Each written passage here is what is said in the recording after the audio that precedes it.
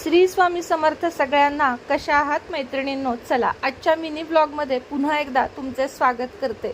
संध्याकाळच्या वेळेमध्ये बाहेर पडले आणि गाडीमध्ये पेट्रोल कमी होतं आणि आता पेट्रोलचं थोडं सांगताही येत नाही, त्यामुळे पहिल्यांदा पेट्रोल भरून घेतले. त्यानंतर ओवीच्या बॅगला चेन लावून घ्यायच्या होत्या आणि भरपूर सारी भाजी देखील घ्यायची होती. हिरवीगार सुंदर वेगवेगळ्या भाज्या बघून सगळ्या थोड्या थोड्या भाज्या घेतल्या. त्यानंतर 2 पालेभाज्या देखील घेतल्या. पालेभाज्या फारशा खाणं होत नाही. कैरी बघून कोणाकोणाच्या तोंडाला पाणी सुटले सांगा, पण कोल्हापूरमध्ये 12 महिने कैरी तुम्हाला मिळणारच. त्यानंतर ओवीसाठी थोडा खाऊ घेतला, कारण सकाळची शाळा आहे, डब्यामध्ये देण्यासाठी काही ना काही रोज कोरडा खाऊ लागतो.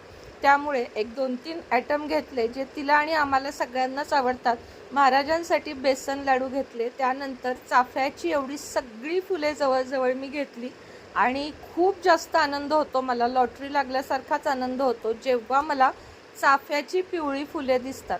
त्यानंतर महात्बा रोडला थोडीफार खरेदी जी होती, रोजचे आयटम काही लागणारे होते, फुलं वगैरे, ते सुद्धा घेतले, कारण देवपूजेला 1-2-3 दिवसातून एकदाच फुलं आणणं होतं. थोडे कॉस्मेटिकच्या दुकानामध्ये गेले होते गळ्यातला आणि बांगड्या घेण्यासाठी, त्याही घेतल्या.